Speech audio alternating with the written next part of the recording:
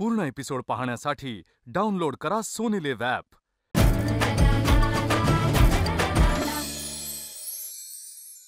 नमस्कार, मी मधुरा। आज काय बनवूया या जगातील सर्वात कठीण प्रश्नाचं उत्तर सोपं करायला मी आली आहे। चला तर मग सुरुवात करूया। आज काय बनवूया? 2 ते 3 महिने टिकणारा मस्त खुसखुशीत कुरकुरीत असा खरडा कसा बनवायचा ते बघणार आहोत।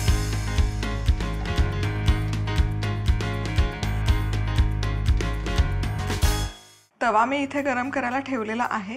यामध्ये घालूयात अर्धा वाटी शेंगदाणे आणि शेंगदाणे छान खमंग भाजून घेऊया। आत्ताच खरपूस भाजायची गरज नाही, हलकासा रंग बदलेपर्यंत भाजून घेऊया। शेंगदाणे मस्तपैकी भाजून घेतलेले आहेत, मस्त सुवास येतोय भाजलेल्या शेंगदाण्यांचाही। आता हे काढूयात आपण एका बाउलमध्ये आणि आता याच तव्यामध्ये आपण घालतोय अगदी थोडंसं 1 चमचाभर तेल।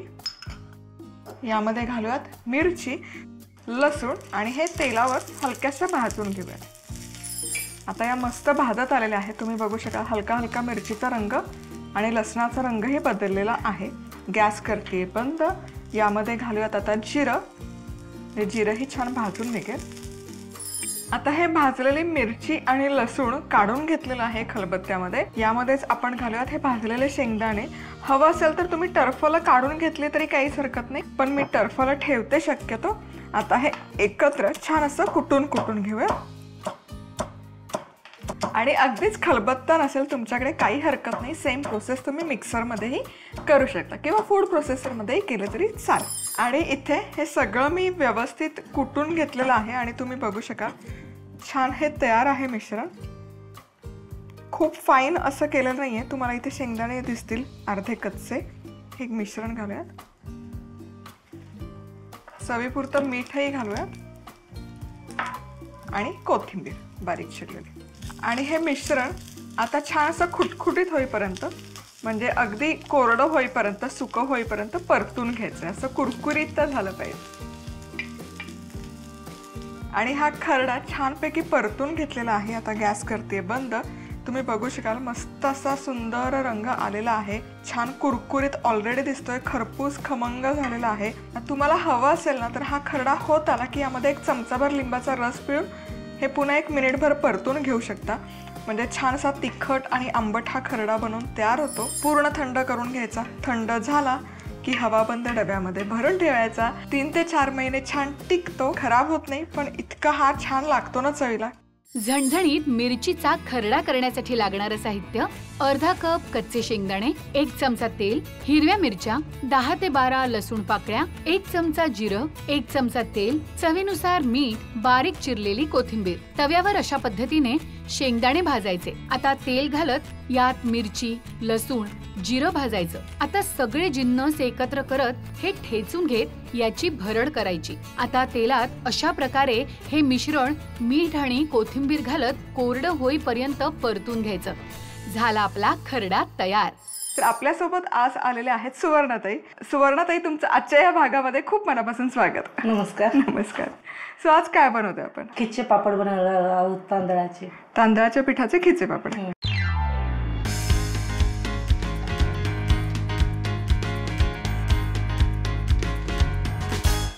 पण प्रत्येक भागाची सुरुवात आम्ही उखाणा घेऊन करतो आणि त्या उखाण्यामध्ये ना त्या पापडाचं नाव आलं पाहिजे।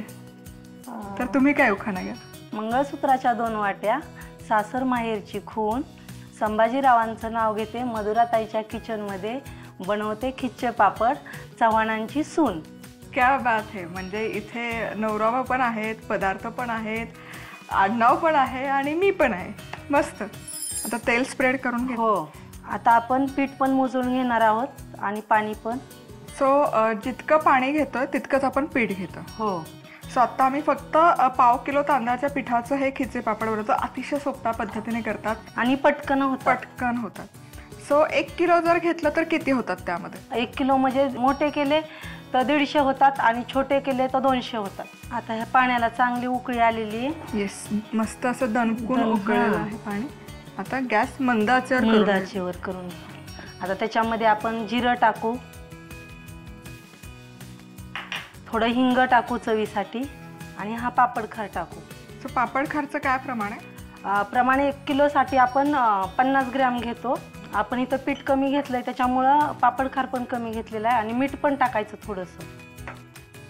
आता हे जिरं टाकले आणि हिंग टाकले त्याच्यामुळे ह्याला पाण्याला पिवळसर कलर येतो आणि त्याच्यामुळे आपले खिच्चे पापड जे आहेत ते पिवळसर होतात. हा, आता दिसायला पिवळसर दिसतील पण तळल्यानंतर पांढरे दिसतात.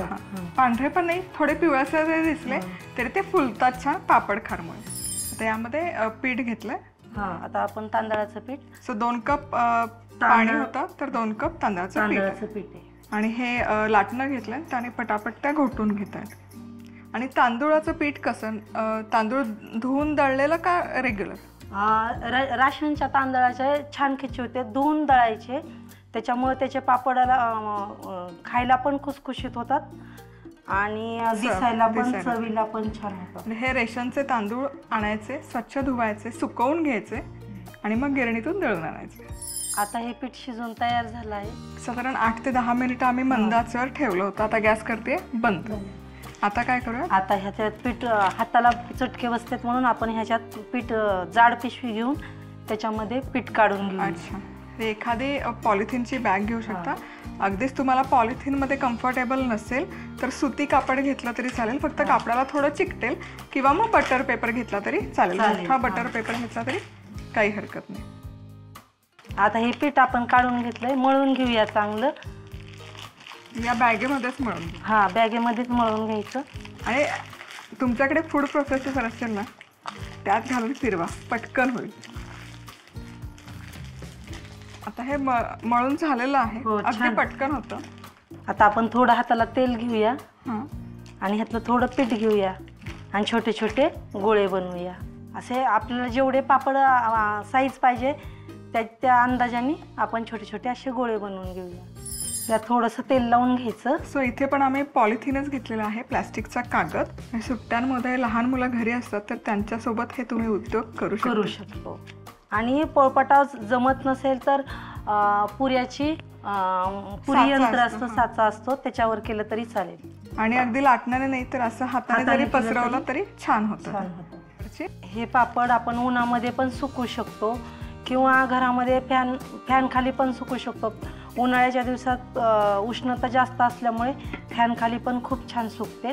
दुसऱ्या दिवशी उन्हात ठेवले तरी चालतं. भारताबाहेर राहत असाल आणि ऊन नसेल तर काळजी करायची गरज नाही. तुम्ही फॅनच्या हवेखाली इंडोर पण हे सुकवून घेऊ शकता. आता हे आपण तळून बघूयात. घालू?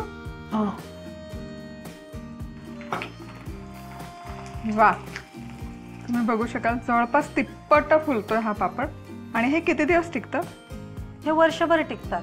अच्छा, वाळवण्याचे पदार्थ चांगले उन्हामध्ये वाळवले ना वर्षभर टिकतात. तांदळाचे खिचे पापड तयार करण्यासाठी लागणारं साहित्य: 1 मोठा चमचा तेल, 2 कप पाणी, 1 चमचा जिरं, पाव चमचा हिंग, 20 ग्रॅम पापड खार, चवीनुसार मीठ, 2 कप तांदळाचं पीठ. कढईत अशा पद्धतीने तेल पसरून घ्यायचं आणि पाणी घालत झाकण ठेवून पाण्याला उकळी काढायची. आता जिरं, हिंग, पापड खार, मीठ आणि तांदळाचं पीठ घालत याची उकड काढायची. आता अशा पद्धतीने हे पीठ मळून घ्यायचं आणि याचे गोळे करत पापड लाटायचे आणि वाळवायचे. आता अशा पद्धतीने पापड तळायचा. झाले आपले खिचे पापड तयार. मला काय वाटतं ना की प्रत्येक माणसाच्या आयुष्यात एक तरी असा पारंपरिक पदार्थ असतो, तो फक्त त्यांची आजी बनवायची, मावशी बनवायची, काकू बनवायची किंवा आई बनवायची आणि तो पदार्थ कोणालाच बनवता येत नाही. आपला उद्देश किंवा हेतू हाच आहे की तो पदार्थ सर्वांपर्यंत पोहोचला पाहिजे, जेणेकरून आपल्या पारंपरिक पदार्थांची देवाणघेवाण होईल आणि सर्वांपर्यंत माहिती पोहोचेल. आणि असाच एक पारंपरिक पदार्थ घेऊन आपल्यासोबत आलेले आहेत आज प्रज्ञा अलुरकर काकू. काकू, तुमचं आजच्या या भागामध्ये खूप मनापासून स्वागत. धन्यवाद. मला इथे बोलवल्याबद्दल मधुरा, तुझं खूप खूप धन्यवाद. आज काकू आपण काय बनवतोय, कुठला पदार्थ बनवतोय? मी पारंपरिक पद्धतीचा पण सगळ्यांना जमू शकेल असा पदार्थ सांगते आहे. आणि तो उन्हाळ्यातही केला तरी चालू शकेल किंवा थंडीच्या म्हणजे पावसाळ्याच्या दिवसांमध्ये कुठल्याही ऋतूमध्ये खाऊ शकू आपण. आणि त्याचा उपयोग शरीराच्या दृष्टीने खूप चांगला आहे. अच्छा, कारण आपण हरभऱ्याचं कढण करणार आहोत.